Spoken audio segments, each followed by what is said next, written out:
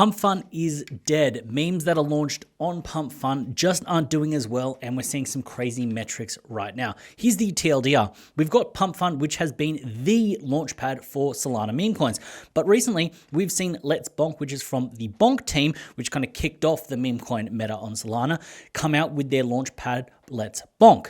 And looking here, you can see Pumpfun, this is the green, they've had entire market share. But as you can see right here, when I actually go to Let's Bonk, it's actually overtaken it. So within the last month, Let's Bonk has just taken over. Over the last 24 hours, there have been more tokens launched on Let's Bonk than Pumpfun. Now, I will say big shout out to Adam. He's got some great stats, great tech, great dashboards when it comes to this stuff. And as you can see here, he points out the top 17 meme coins launched by market cap in the last 24 hours, which happened in the last 24 hours, was on Let's Bonk. Now, where is this coming from? Why has there been a shift away from Pumpfun to Let's Bonk? Well, it's come down to the Bonk team. What the Bonk team are doing is they're actually supporting their ecosystem.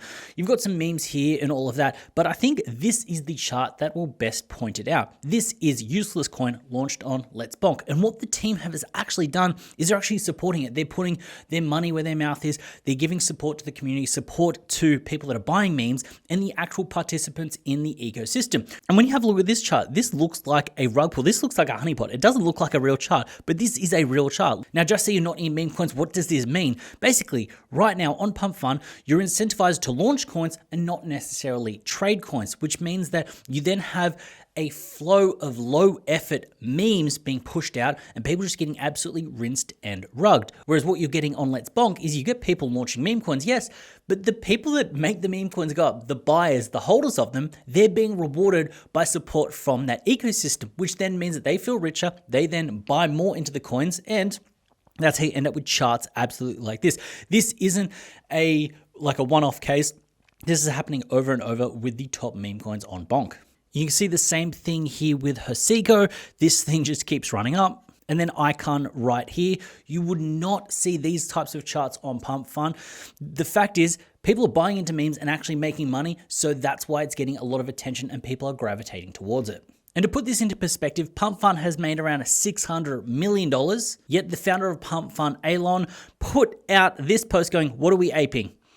It is a portfolio with a one soul balance. So you can see the contrast between a team that supports the ecosystem and a team that doesn't. So what does that mean for the trenches? Right now, people are shifting over to Let's Bonk, and that's what they're doing. Memes are still popping off on Pumpfun, but not as good as Let's Bonk. Now, this should have a pendulum effect where you will then see a vacuum of launches on Pumpfun, and you will then get one or two high quality launches on Pumpfun, which then should draw back the attention. I also think we will see the Pumpfun team actually try to go ahead with a token airdrop and actually reward people that have done some trading to actually get people back onto the platform to then hopefully swing that pendulum back. But right now, more competition in the space is better. I'm personally launchpad agnostic. It doesn't matter. As you can see here with Nova, it doesn't matter what platform things launch on. If it's a good meme, it's a good meme. But look, even here right now, you can see this one, Elon, come on, do something. And basically, people are having a go at Pumpfun. So yes, Pumpfun is starting to die a very slow death, although I do see this being somewhat temporary, and I see the Bonk team running out of runway, running out of leverage, and then things will kind of funnel back to Pumpfun. Because when people think of memes, they usually think of Pumpfun. I don't think this is a winner takes all scenario, but I think it is a winner takes most.